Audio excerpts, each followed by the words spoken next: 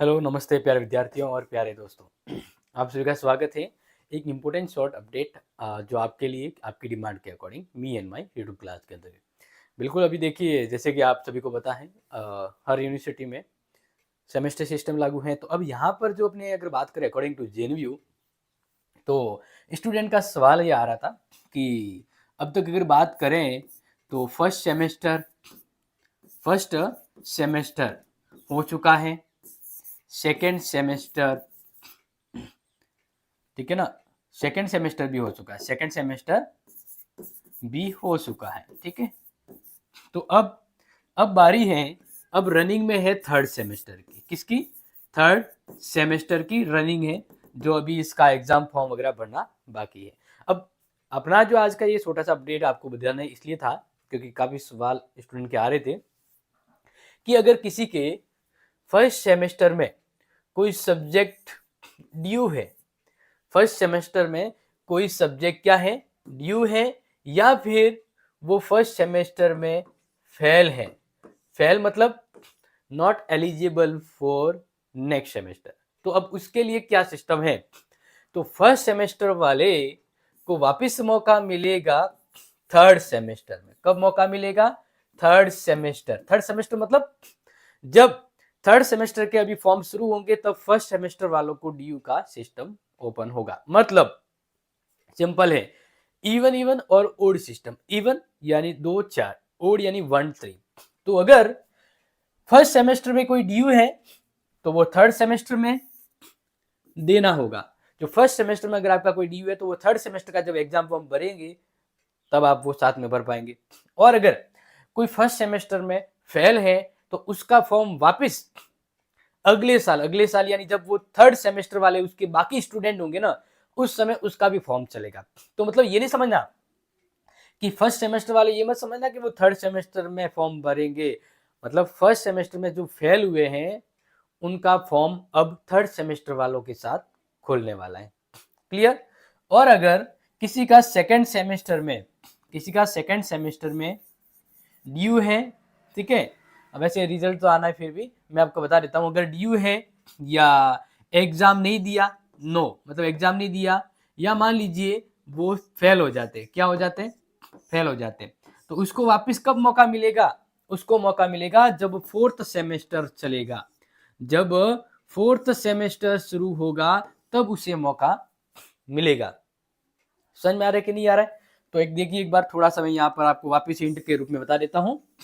इधर थोड़ा समझ लीजिएगा कि अगर फर्स्ट सेमेस्टर के अंतर्गत फर्स्ट सेमेस्टर में ड्यू है, ठीक है, या वो फेल है या एग्जाम नहीं दिया है, तो उसके फॉर्म अभी खुलने वाले हैं थर्ड सेमेस्टर के साथ। थर्ड सेमेस्टर के साथ उनका फॉर्म खुलेगा। क्लियर? देखो ड्यू है तो वो थर्ड सेमेस्टर वालों के फॉर्म जब खुलेंगे उसके साथ वो फॉर्म भर लेंगे, लेकिन जो फेल है तो उसका वापस फर्स्ट सेमेस्टर का ही फॉर्म भरा जाएगा भर, लेकिन अभी वो थर्ड सेमेस्टर वालों के जब फॉर्म शुरू होंगे ना उसके साथ। कंफ्यूज मत होना, पुनः क्लियर बता रहा हूँ। जिसका सिर्फ एक सब्जेक्ट ड्यू है और वो सेकंड सेमेस्टर दे चुका है, तो उसका फर्स्ट सेमेस्टर का जो ड्यू है ना वो थर्ड सेमेस्टर का जब फॉर्म भरेगा उनके साथ फिल होगा। क्लियर? एंड बात करते हैं सेकेंड सेमेस्टर।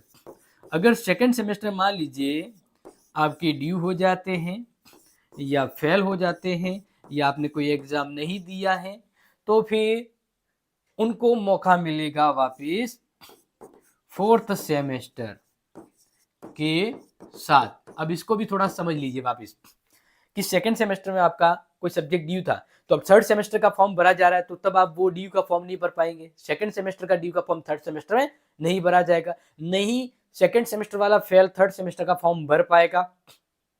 इसलिए सेकेंड सेमेस्टर के पास आउट स्टूडेंट या बस पास आउट यानी नेक्स्ट सेमेस्टर एलिजिबल है तो वो थर्ड सेमेस्टर का फॉर्म भर सकते हैं। लेकिन सेकेंड सेमेस्टर में ड्यू फेल नो, इनका सॉल्यूशन वापस फोर्थ सेमेस्टर शुरू होगा तब भरा जाएगा। यानी आपका भी सेकंड सेमेस्टर का रिजल्ट आ जाएगा, आपने मान लीजिए एक सब्जेक्ट ड्यू रह गया तो आपको फोर्थ सेमेस्टर में एग्जाम भरेंगे फॉर्म, तब वो आपका ड्यू का फॉर्म भरा जाएगा। या सेकंड सेमेस्टर में अगर कोई फेल है तो उसको वापस मौका मिलेगा सेकंड सेमेस्टर क्लियर करने का। जब फोर्थ सेमेस्टर के फॉर्म शुरू होंगे तब वो वापस सेकंड सेमेस्टर का फॉर्म भरेगा। क्लियर, समझ में आ गया?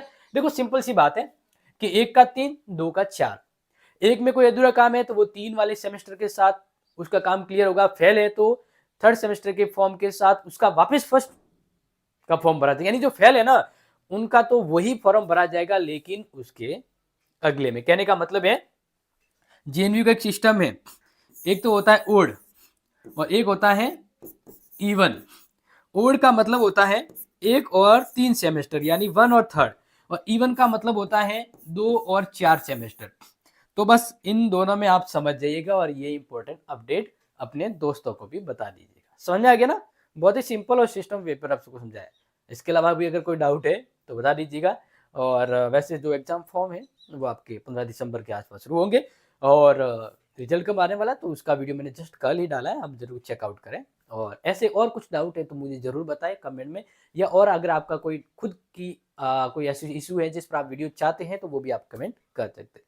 मिलते हैं आपसे शाम को आपकी जबरदस्त लाइव इंपोर्टेंट क्लास के लिए। तब तक के लिए take care, thank you so much, जय हिंद, जय भारत।